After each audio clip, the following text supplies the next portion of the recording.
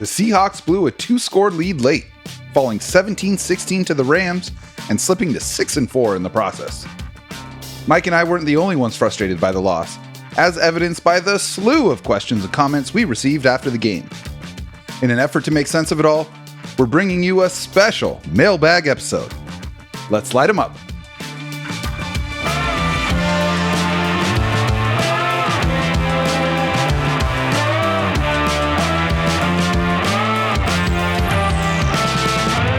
I'm Jacson Bevins, and this is Cigar Thoughts. Welcome back to the Cigar Lounge. I am Jacson Bevins, and along with my infectious producer, Mike Barwin, this is the Cigar Thoughts podcast. Mike, how are we doing today? Doing great, man. You know, I feel like I had a really lighthearted Sunday. A lot of positive things and influences in my life really coming to fruition. Yeah, feeling great. All vibes are high. Morale is up. Yeah. Everything's good, man. How are you? Honestly, man, I'm still irritated. And understandably so. That shit sucked. That was not great. And frankly, I'm irritated that I'm still irritated. Like I was thinking, all right, I fucking blew off some steam in the article last night. I was rereading it this morning when we were recording the audio read of it. And I was like, man, I was freaking keyed up for that one. So apologies to all the readers and thank you for navigating that minefield.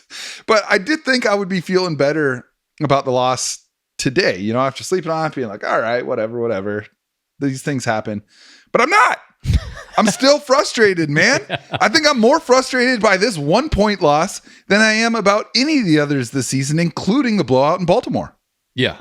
I mean, that's the close losses always irk you more just because seem to, man. The what if seems more realistic. It's a lot more tangible. It was just right there. They dangled the Twinkie and they did not capitalize. So, but even so, I mean, they were really close in that Bengals game, and I was able to process that pretty easily. It was like, good team that played great. We were undermanned up front and still almost won it. Like, that would have felt like a real hang your hat type win. This is just one they should have had. Yeah. I mean, there is no reason that a 3-6 Rams team, which one of those wins came against you at your just about worst, you should not be getting swept by that team if you consider yourself a legitimate playoff contender. And the Seahawks fancy themselves as that, and it sure as hell did not look like it yesterday. No, and I get it. The styles make fights. And the way that Sean McVay fights, it's the freaking antidote for how Pete Carroll wants to play football. But still, man, look, all right, we got the whole show to talk about. And the good news is we've got an incredible group of listeners and readers who flooded us with their thoughts and questions last night. We will dive into those in a moment. But first, if you're listening or watching us right now, it's hopefully because you like the show. And if you like the show, there are a few ways you can support it. If you're on Apple Podcasts or Spotify, take a couple seconds to leave us a 5-star rating. And if you're feeling extra supportive, leave us a quick review. You can do that right now.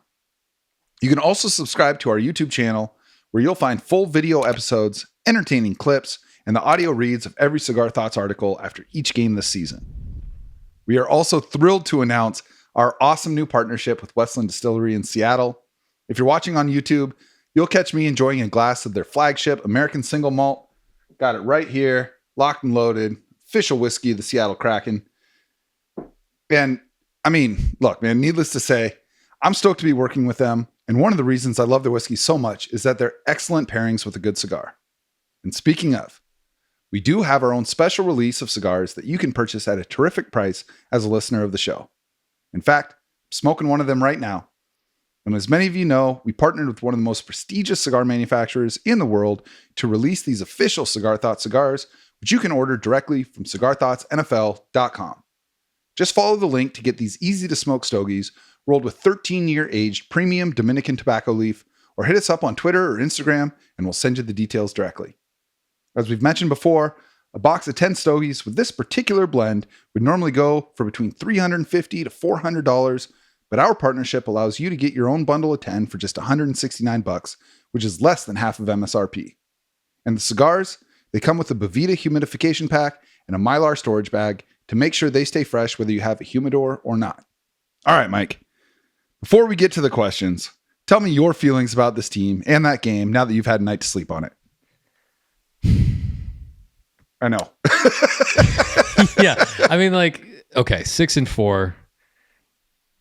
After week 1, I mean, after the last time they played the Rams, 6-4 probably looked about right, you know? And based on the inconsistencies that they've shown up to this point throughout the season, they haven't clicked to the level that we expected that the talent that they have amassed on their roster would by this point. So they're really just a 6-4 team right now. And I think that you can take advantage of a weird year, lots of quarterbacks down, offensive numbers down league wide. Yes. Like it's really just taking advantage of a kind of cattywampus year.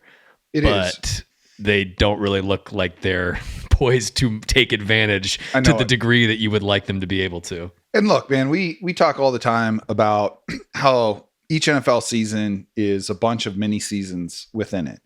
And, you know, when we had Bump on last week, Brock on the week before, we were talking about how this 5-game stretch is kind of its own season, the toughest part of the season.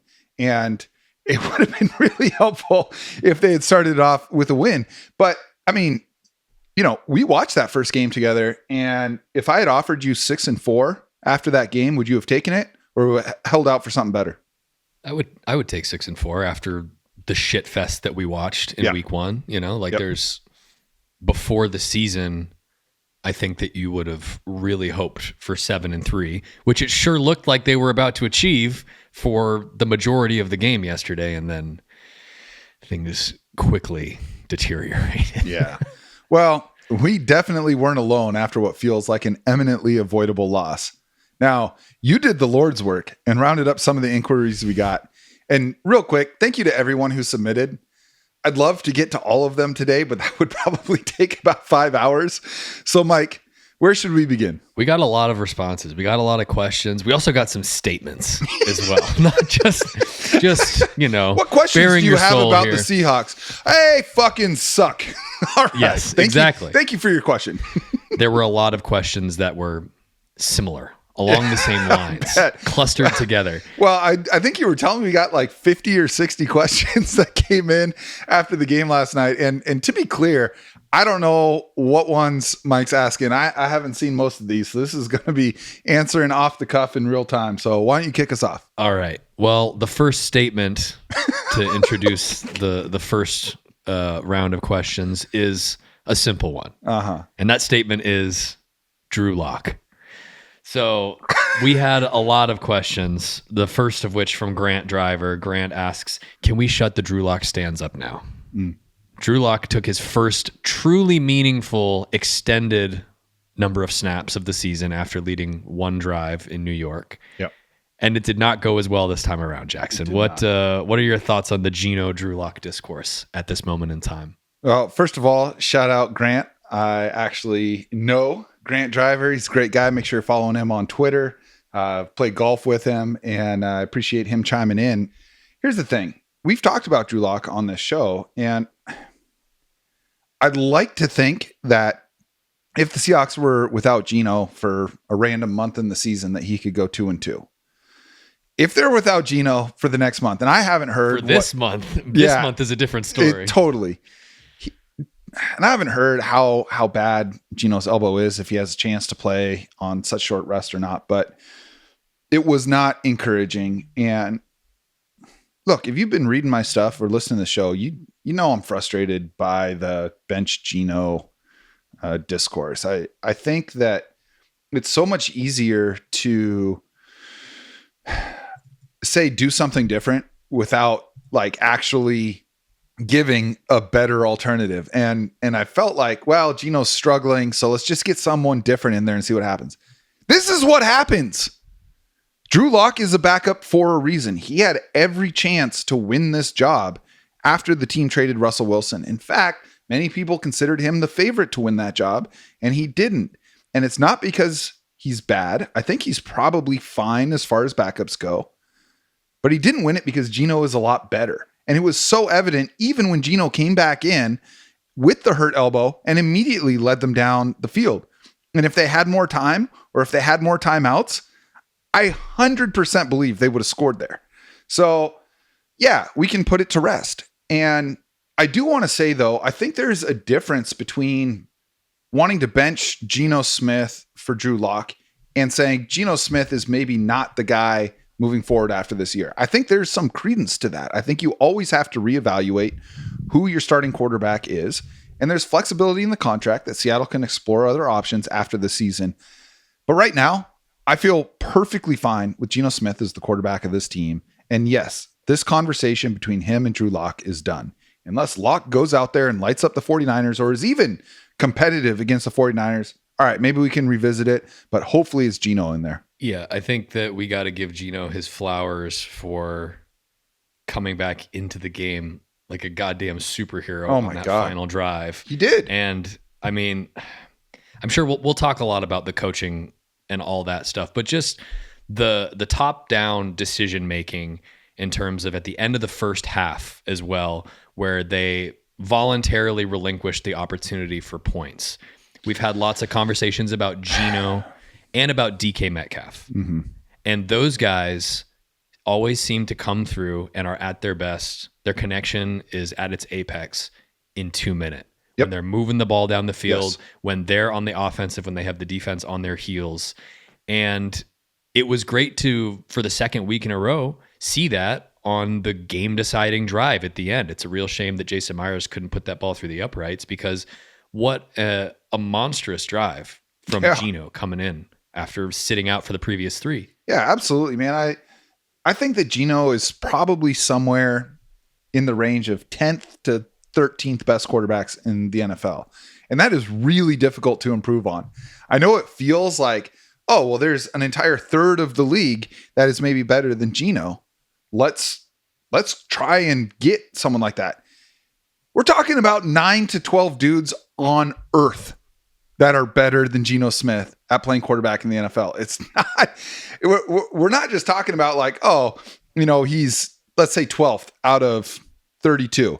He's 12th out of 8 billion. That's really difficult to improve upon. All right, next question. All right, next question comes in from Charlie Smith. Charlie asks, will the league send the Seahawks a letter apologizing for the incorrect call on Witherspoon on 3rd down right before the Rams' last touchdown? Will they get an apology letter again? So let's dive into that. What were your thoughts on that flag when it flew? I thought it was pass interference in real time. And then, you saw the receiver cutting across the back of the end zone, making contact and falling down as the pass was coming. I was like, shit, that's pass interference. Then on the replay, Witherspoon played it perfectly. He had his head turned around, looking at the ball, feet got tangled up. It was a bad call. Maybe there's a letter of an apology that comes in, but like they scored right before that. And that got taken back on a bad call against Tyler Higbee. It was a great play by Reek Woolen, or was it Julian Love? I think it was Julian Love that actually initiated the contact at the goal line to get that flag. But that was a BS call too.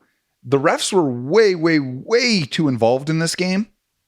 But I don't get the sense that there was bias, or I just don't subscribe to that in general. But certainly in this game, I thought there were bad calls on both sides. I think the refs should have swallowed their whistle on a third of the penalties that got called.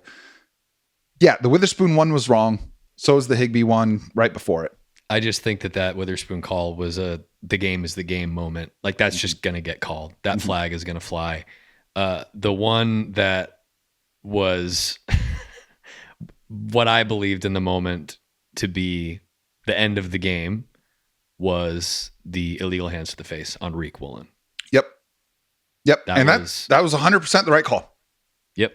Like it was. He got his hands. There is no, I said this in the article last night. In that play, they had like Ben Skoronek's understudy lined up against Reek Woolen in that situation. And Stafford wasn't rolling that way at all. And here's the thing. We love tall corners. We love them.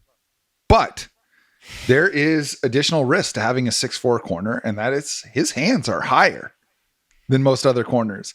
And he he grabbed the face mask and turned the dude's head around. That's going to get called every time. Now, we can have a discussion about automatic first down penalties. That I have an issue with. I don't think that there should be hardly any calls out there that are automatic first downs. A 5-yard penalty, great, make it 3rd and 10. But that was 3rd and 15, and they all knew the rules, and Woolen messed that up. I agree with you. That was the biggest penalty of the game. Is that going to be the new market inefficiency that teams are taking advantage of playing the Seahawks, where you just roster like some 5'6" motherfucker that just doesn't get any snaps until critical 3rd downs late in the game? Line him up across from Reek and he's going to get cold cocked and you got an automatic first down. Go headbutt his hands. Yeah. Speaking of the statements, we got a statement from Jesse J Husky 86 that said, "My hot take is I'm more pissed about Woolen's hands to the face penalty on 3rd and 15 than anything else." And I think that's reasonable because the exact same thing happened against the Browns. Yes. So there is a 100% correlation between games that Reek Woolen snags an interception this season, and he has a blasphemous hands to the face that extends a critical late game drive. Yeah, it was bad. And like, look, man, these guys are playing an impossible game. They really are. Mistakes happen. And like, in a vacuum, all right, that was shitty. The timing of it was the worst part. But like, that was one of 12 penalties on the Seahawks in this game. And most of them were deserved. They were just incredibly undisciplined. They've been undisciplined all season long, and they've mostly gotten away with it, and it cost them in this game. Yep. I think that you and I can agree that if the Seahawks team that we saw yesterday showed up to play the 49ers, they would have lost by like 25, 30 plus points. Yes. Yeah. So fittingly, the next question comes in from Mike at CoffeeDad11. Shouts to Mike. Great name. Team Love Mike. the name. What should we as fans imbibe while we watch the Hawks on Thanksgiving Day, and why isn't it bathtub gin? It probably should be bathtub gin. sounds like a pretty good call. Yeah. If you got any absinthe on hand, you might just want to black out for it. No, here's the thing. I think the Seahawks will be competitive on Thursday night, and competitive is good enough because that's all the Rams were. That's all the Rams were in this game, and they were barely competitive. But you put yourself in a position where one or two things goes your way, you can win a game. I think that'll be Seattle. For me, look, y'all know I'm a whiskey guy. I'm a bourbon guy. I'm on this big Westland kick right now, so I will be watching the game with the American single malt that I'm having right now, just because it goes great with cigars, and cigars are my thing during Seahawks games. But if that wasn't an option, I would probably do something with High West or Whistle Pig. Yeah, just because like after you've eaten a bunch, whiskey has a way of just kind of like filling all the cracks between the food that's in your stomach, kind of coating it all. So yeah, I get a little bit of that inner warmth. That's probably how I would approach this game, and probably how I will approach this game on Thursday. Nice little voluminous beverage on hand. Yes, sir. All right. Next question comes in from Nolan Waters. What up, Nolan? What are the odds that the Seahawks finish below 500 and miss the playoffs?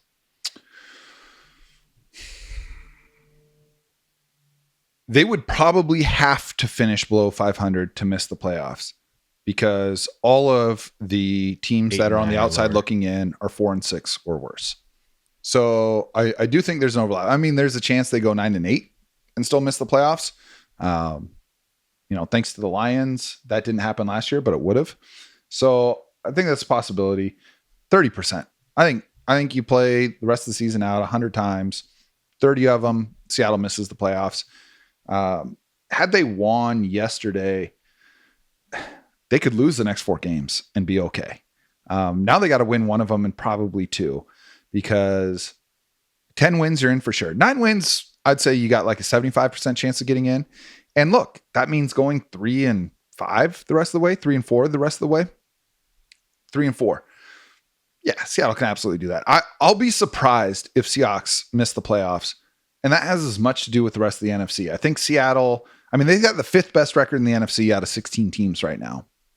We'll see where that is after this stretch, but like, everyone has tough games and everyone's going to have a pile of injuries before now and the end of the season. I'm still really confident Seahawks get in. Mini seasons. They're embarking on another one right now, and there's going to be a final stretch that looks completely different, has a completely different complexion than the one it has right now. And they're done with the Rams.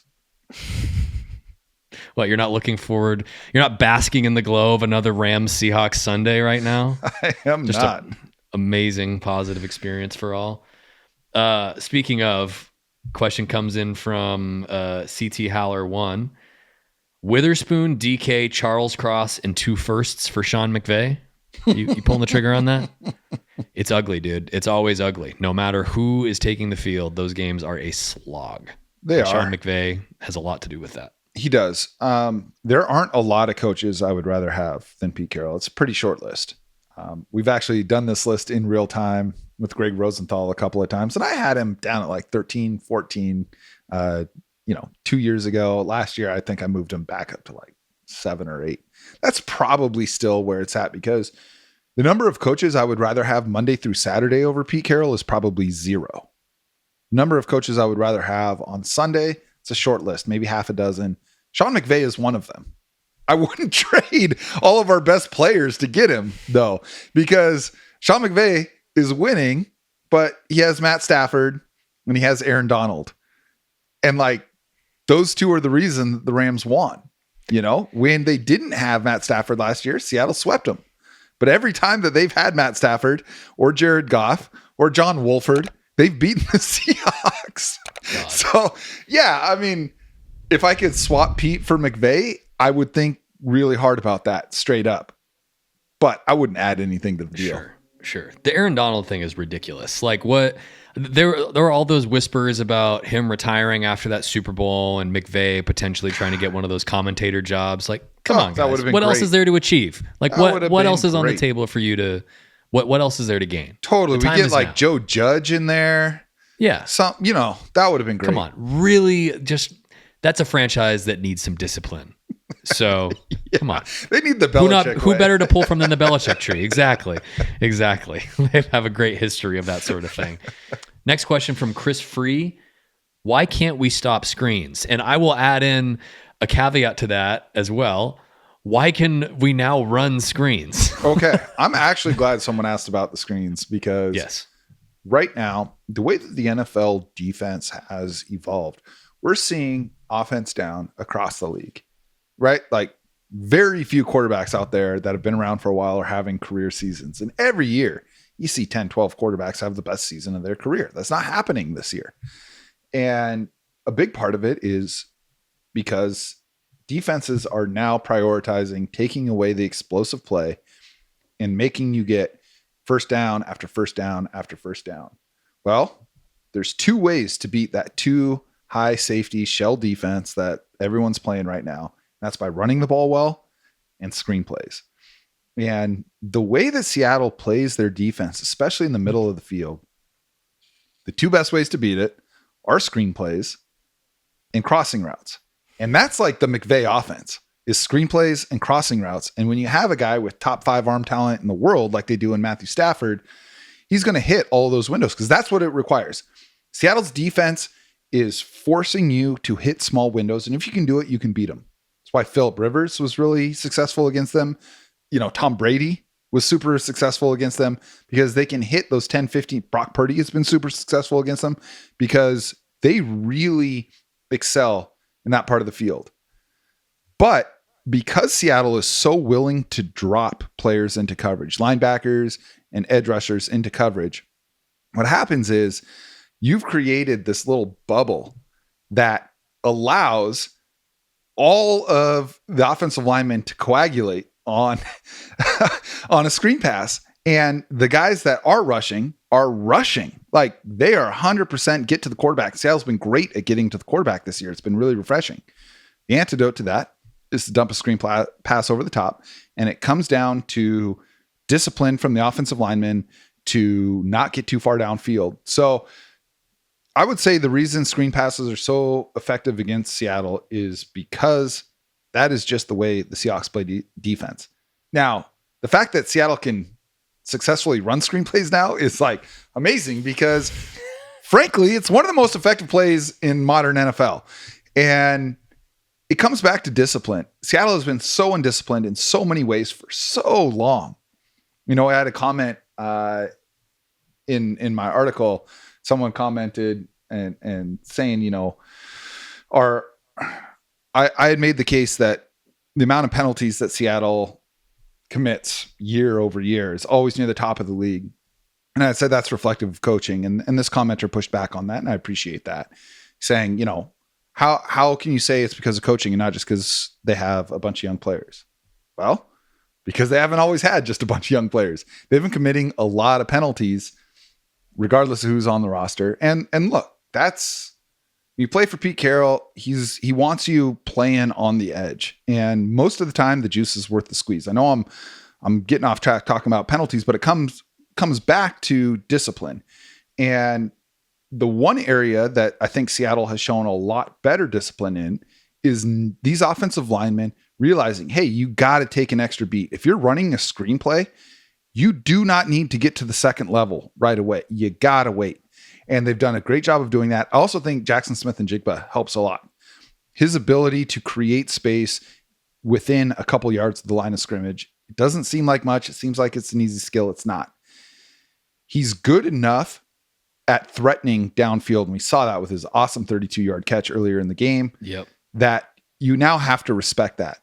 And his ability to sell that and then come back for the screen, I think, has a lot to do with it. So it's great to see the screen passes working in Seattle's favor on offense now. I don't know, just because of the way they want to play defense, that we're going to see them get much better at defending them. Yeah. One of the things that I'll say is I think that Jamal Adams has proven pretty adept at being every so often like a one-man wrecking crew, where you'll see a back, like, you know, slip out, receive a screen pass, and they'll have like 2 or 3 linemen out in front with lots of space and just Jamal Adams. And then he splits those 2 linemen, or like, you know, feints right to get the guy to move outside, and he just like swoops around inside. And it just, having a guy that can single-handedly wreck plays like that is really important. And, you know, you probably saw a drop off in that regard with him on the sideline yesterday.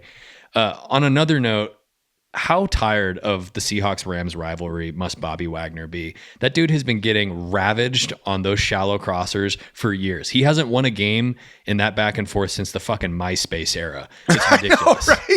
I know, right? The 1 year that the Seahawks sweep the Rams, he's on the Rams. Key. That's the key. Yeah. God. You know, and here's the thing. Bobby Wagner is awesome. I'm glad we're talking about Bobby. He has played so much better this year than I thought he would. And of course, he's lost a step. Dude's been in the league for what, 12 years now? He has 100 plus tackles in all 12 of them. He's like the 3rd player in NFL history to have 100 tackles in 12 straight years. Like, solid enough. Yeah. Acceptable. Yeah. The thing is like, does he struggle in coverage? Maybe. But what he's asked to do, maybe Fred Warner could do it. I don't know that there's another middle linebacker in the league that can carry these sail routes where he's running 30 or 40 yards with the receiver and still be able to get his head around like a defensive back and make a play. It's such a tough assignment. They trust him and Jordan Brooks to do it. I think they're both above average at carrying those routes, but it is maybe the most difficult assignment you can give a linebacker. And when you have a quarterback that can make perfect throws, and look, Matthew Stafford's accuracy, when combined with the difficulty of throws that he attempts, you'd have to think really, really hard about quarterbacks who are better at making those throws. Maybe Justin Herbert, maybe Joe Burrow, maybe Patrick Mahomes. And after that, I don't think there's anyone that's on Matthew Stafford's level. So I think the reason that it's so tough on Bobby is they call those routes over and over and over again with all the confidence in the world in their quarterback and their receivers to make it happen. Well, I think that the pushback that I would have on that is, what's the point of Jordan Brooks standing on the sideline for a lot of those dime personnel snaps, right? Like if his greatest strength is coverage linebacker, baby. Sticking with, turning around and carrying somebody up the seam or being able to carry those deep crossers, which he's shown the ability to do, especially because, Bobby the years have taken their toll. Like, he's obviously doesn't have the same movement skills that he once did. When does Jordan Brooks take up the mantle there? That's actually a great question. I had not thought about that. I got to imagine it's hard to get Bobby off the field. Yeah. And when you have so much talent in the secondary, I don't have a problem with them running those dime personnel because they've got so many good players between their safeties and their corners. I would like to see Jordan in on those. Try it out. Mm-hmm. I don't think that there is a huge delta between Bobby and Jordan Brooks and their ability to diagnose and make tackles on run plays. So I don't think you're sacrificing anything there if they do try a draw or a screenplay. The administration gap is the big thing. I think so. I mean, Bobby is like a Mensa level linebacker, and on those high leverage plays, I can imagine that it's like, okay, you know what? Maybe we'll sacrifice a step in coverage to have the guy at the epicenter who's going to make sure everybody is doing what they're supposed to be doing. All right, let's move on to this question from Dennis Gill 10. Dennis, what up, asks, Dennis? Why does the defense keep blowing leads in the fourth quarter? They got lucky with Washington and Detroit, but not in this game. The refs didn't help, but still. So what's up with these blown leads late in games? Yeah, the fourth quarter defense hasn't been great. You want to see them finish the game, and they haven't done that. Seattle has always struggled against hurry up 4-minute, 2-minute style offenses.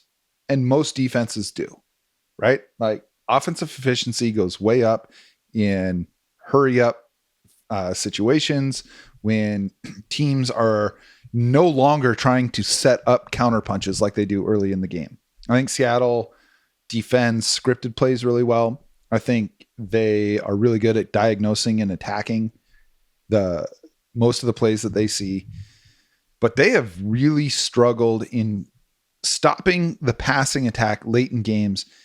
And it's because I think the pass rush gets tired. I don't think they have enough guys that are capable of getting to the quarterback. They've got some. Maffei's been awesome. I think this is where I don't think these comebacks happen. I want to talk to you about this. I want to talk about the absence of Uchenna Nwosu. Thank you. That's what I was going to say. Let's get into that. I don't think the 2 touchdowns from the Commanders happen with Uchenna Nwosu in the game, and I don't think the 10 points late from the Rams happen with Uchenna Nwosu in there. And it's not just because he's good. He's a really good pass rusher. It's because now it's Frank Clark taking those reps. It's Darrell Taylor taking those reps. And those guys aren't as good. Yeah. Well, they've been like the first defensive snap of the game. Draymond Jones was playing edge because they're not sure that Darrell Taylor has demonstrated the ability to hold up in the run game. Exactly. So it's the same sort of thing where you're trading for Leonard Williams because it pushes everybody one slot down the bench, right? Yep. But it's taking that back up. You lose Uchenna, and somebody's got to pick up the slack. Somebody's going to have to eat those snaps, and they're not impact guys at this moment. I mean, Darrell Taylor is a solid pass rusher. I think he's like top 10 in the league or top 15 in pass rush win rate amongst edges. But I wouldn't venture to say that he's like a true 3-down lineman by any means. And no, he's not. Uchenna was one of those guys that we've talked about where the coaches trusted him to pick his spots and send it, try to make a play. Great point. And these other guys just are not that. And so putting that responsibility onto Boye Mafe now to kind of carry that edge group is tough when he's just still emerging into the player that I think we all now expect him to potentially become. But it's just a big ask. It is. And Mafe has done a titanic job of filling that role. He has been awesome, but there's a reason that every single team rotates their defensive linemen because it's an exhausting position. You are being asked every 45 seconds to make really explosive movements while a 300-pounder is pushing on you. Like that Try to run past Trent Williams 40 times a game. Yeah, right. And so you got to rotate these guys in. And you're right. Darrell Taylor has been effective when he's on the field in terms of beating pass blocking. But to me, Darrell Taylor's kind of like Kadarius Toney. And it's like, if you look at Toney's per route data, it's off the charts. It's like Hall of Fame level. That highlight reel sick. How many yards he gets per route that he runs. There's a reason he only runs like 10 to 15 routes a game. It's because they're putting him in there when it's time to take advantage of his skill set. He's not good enough to go out there and run 40 routes and win most of those. So they pick their spots. The same thing with Darrell Taylor. You just can't leave him out there for a bunch of plays. Now he's good when you pick your spots with him, but that's not good enough late in the game. Mm-hmm. Yeah. I think of it kind of like dynamic guard play in basketball in the NBA, where you have a guy that just gets buckets. Like they're going to score. You're going to have like an offensive efficiency that you're going to put up like, 120 points up to like 135 points a game. But if you can't get a stop and you're giving up 140 and your guy's getting flambéed every single possession, just put it through pick and roll after pick and roll, are you really achieving net positive value with that player on the floor? I'm actually glad you made that comparison, because it reminds me of when Ray Allen played for the Sonics and George Karl was coach, and they locked horns a lot because Ray Allen was out there just getting, he's a walking bucket, right? He's one of the great scorers of all time. And this was him at his Jesus Shuttlesworth peak. Yes. And George Karl told him something like, what good is 40 points a game if you're giving up 38 on the other end?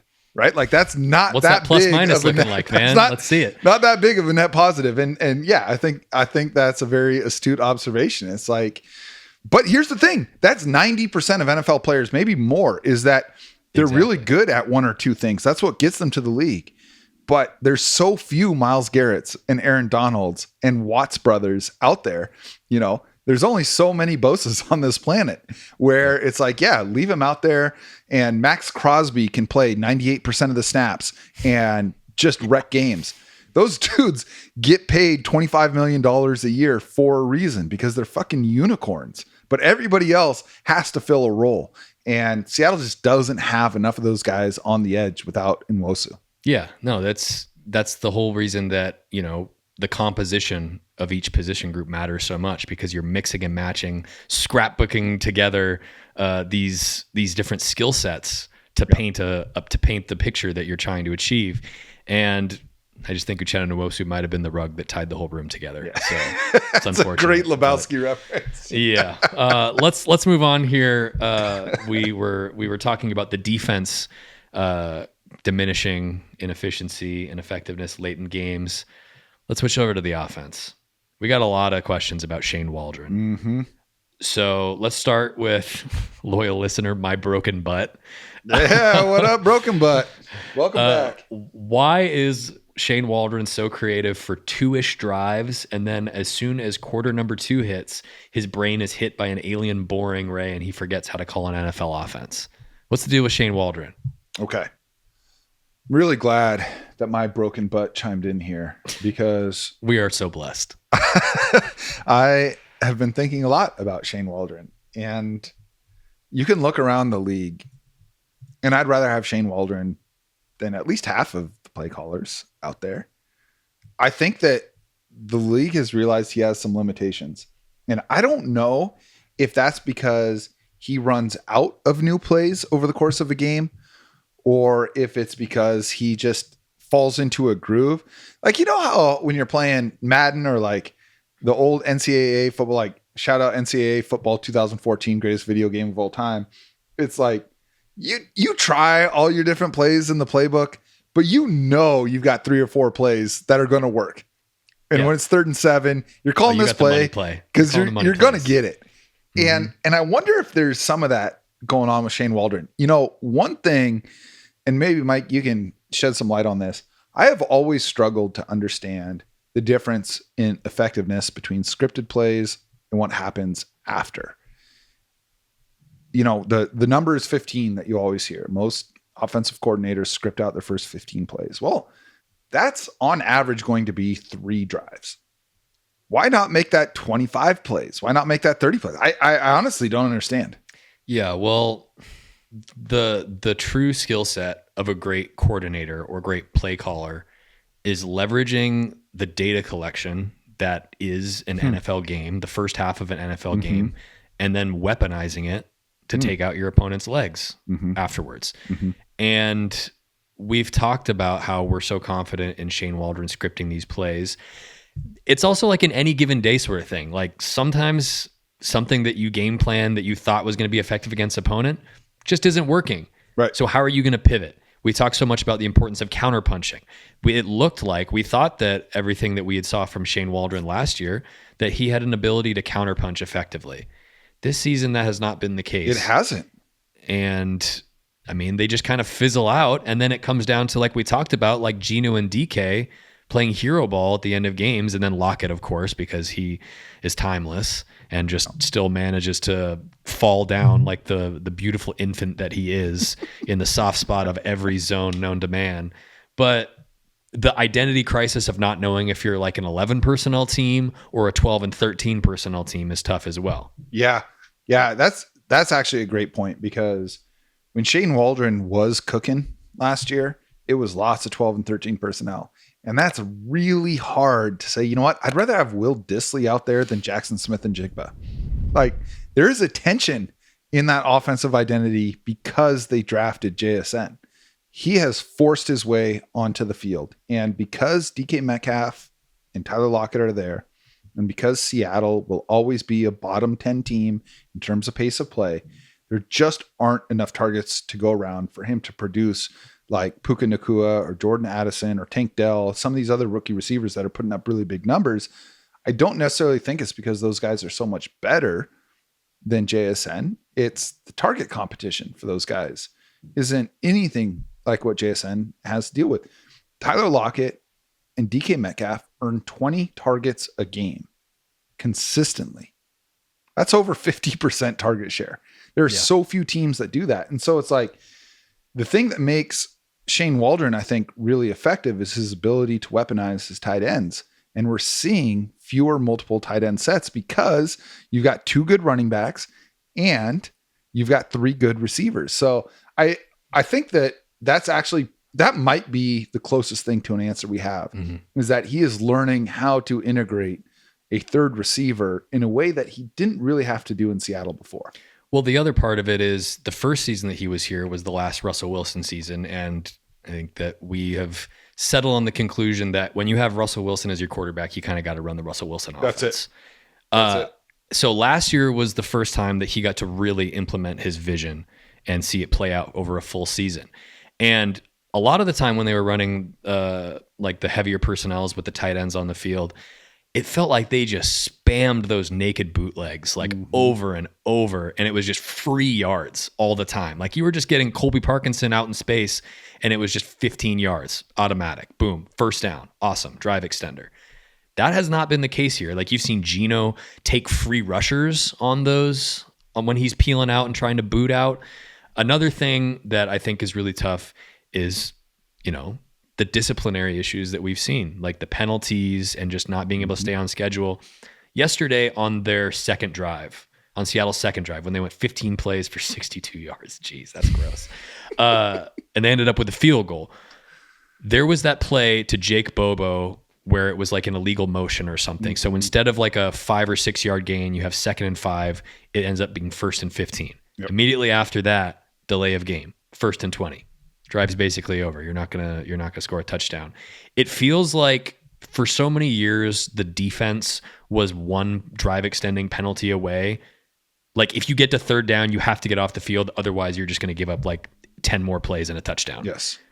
It kind of feels that way for the offense, where last year, if you had like, 2nd and 15 plus, they were converting some of those. And they've done that a little bit this year as well. But it just feels like a mistake, no matter how minimal, is a de facto drive killer, Yeah. I think that one of the challenges, I'm glad you hit on it, is these penalties because, a friend of the show, Danny Kelly, has been really vocal this season, especially on the debilitating nature of sacks and offensive penalties.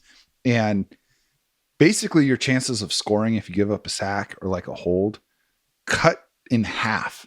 Yeah. So it's really difficult to overcome these penalties. And look, some of it is that Seattle's just been overmatched on the offensive line, especially on the right side with all the injuries. Yeah. Okay, that's football. I get it. Defensive linemen are better than offensive linemen across the board in the NFL.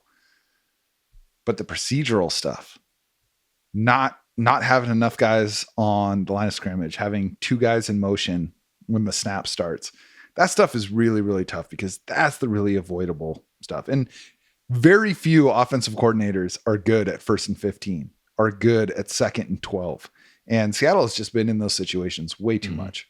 Yeah, it's, tipping your hand. When the defense knows you're going to pass, it's a lot easier to defend the pass. Absolutely. You're throwing out half your playbook, if not more, when you're behind the sticks. That's another thing that a lot of people have been frustrated by is Shane Waldron's willingness to abandon an effective run game. I understand they have not been running the ball very much.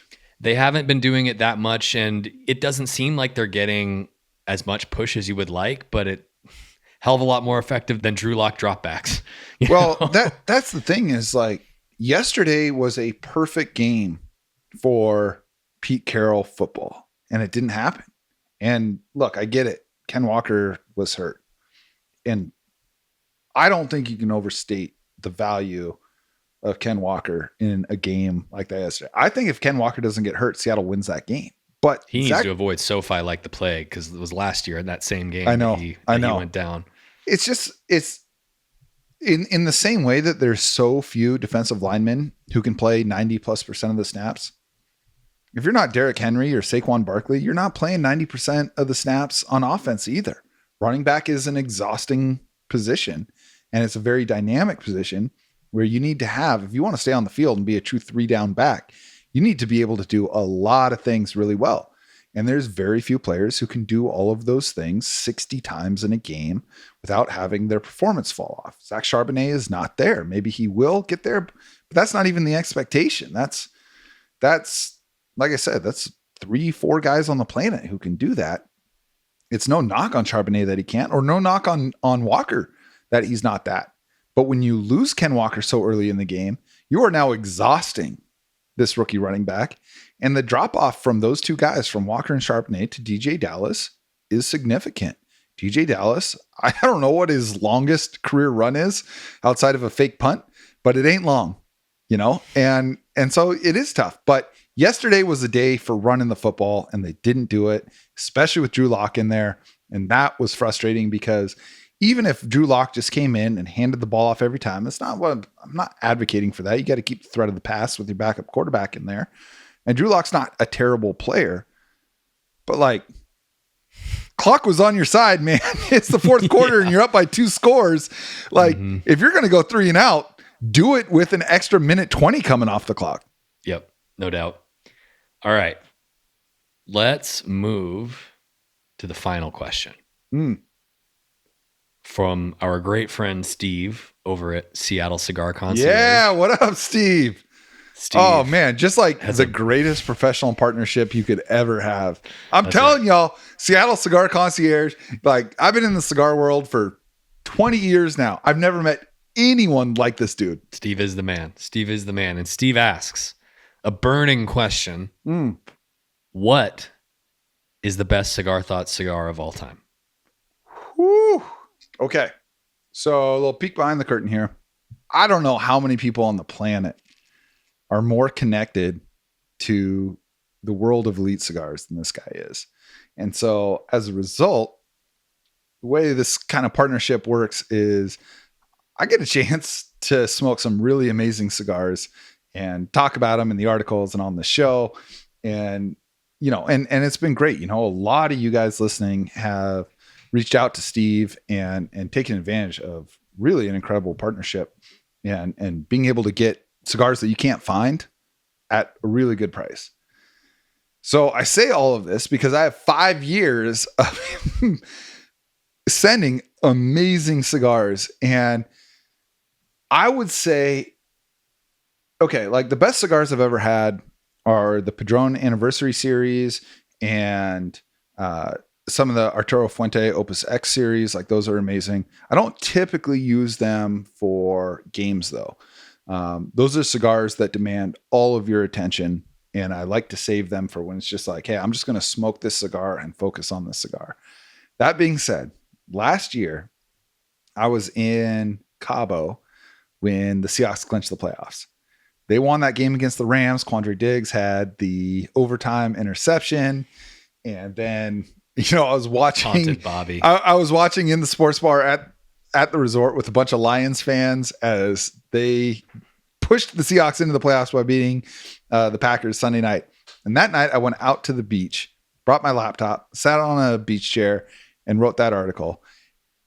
And I smoked a Davidoff Year of the Rooster. So Davidoff is one of the best cigar manufacturers in the world. And every year they do a Zodiac series where whatever, the Chinese year of is, they do a really special blend release of that. And because of Steve and Seattle Cigar Concierge, I've been able to try a number of those different Zodiac series. Nothing touches the Rooster. It's a top 3 cigar of my lifetime. And I smoked that on the beach, writing up that article with the Seahawks going to the playoffs with Geno fucking Smith during a rebuild year. And I can honestly say, not only because of the circumstances, obviously a super exciting win, going to the playoffs. I'm in Cabo. I'm sitting on the beach. It's like 11 o'clock at night and I'm writing. All of that definitely adds to the experience, but the cigar itself was so amazing. So I'm going to say best cigar thought cigar so far has been the Davidoff Year of the Rooster. Hear that, Steve? The standard is set. Let's go, baby. Bring them on. I need more of those. I don't even think they exist anymore, to be honest. Yeah. Because they come in this like clamshell box of 10 and the price on them is just so irresponsible. Yeah. But I remember when he reached out, he's like, hey, I got these. You want them? And I was like, will I ever see these again? He said, no. All right. Send them over. I'll take them. I'll take them. Oh, that is a great series of questions. I think we touched on pretty much everything that has been bugging Seahawks fans. And, look, mailbag episodes tend to take on the tenor of the most recent result. And I'm actually glad we did it after this game because it felt like that loss is a perfect time to take the temperature of the fans. And so thank you to everyone that submitted your questions. Apologies to, all those questions we weren't able to get to. But the Seahawks play again in 3 days on Thanksgiving. The last time they played on Thanksgiving was also against the 49ers. They famously beat them. You had Richard Sherman and Russell Wilson eating turkey legs at the center of the field. It was beautiful. It was like an iconic moment during that stretch of Seahawks football.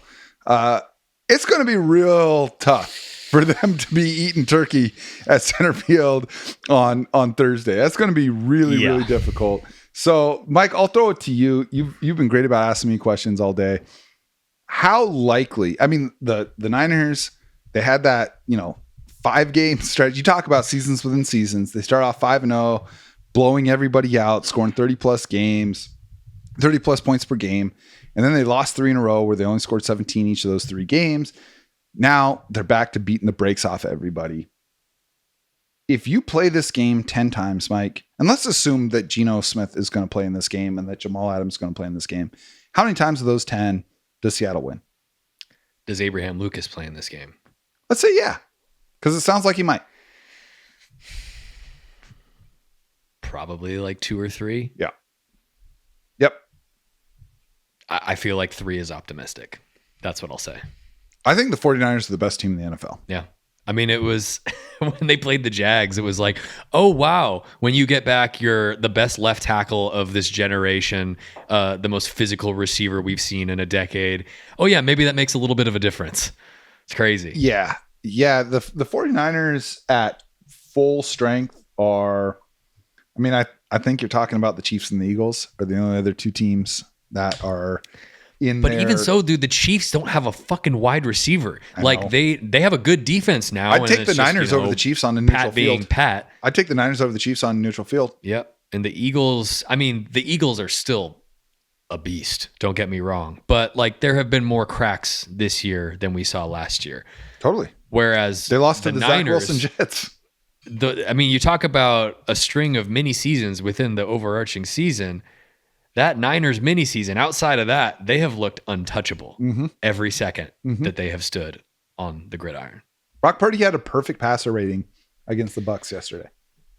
The Bucs are a great team. Like, I feel like outside of, Baker Mayfield's a bit of a meme, but I think that the Bucs have been fine this year. The drop off from Tom Brady to Baker Mayfield is significant, but they're still a tough out. Their roster is loaded, especially in the trenches, and they got it put on them. Yeah. And the thing is, you can say, oh, well, look at the Bucs record. I think they're like 4-6. Okay, fine. Maybe they're not a great team. But you know who's pretty good? Jacksonville Jaguars. And the 49ers beat them by like 35 a couple weeks ago. You know who else is a pretty good team? Dallas Cowboys. They beat them by 40. This team is not just winning games. They are rubbing your face in it. And I think Seattle probably keeps it a little closer than they were able to last year. Like last year, I didn't think, you asked me, Seahawks play the Niners 10 times. How many times did the Seahawks win? Probably 0.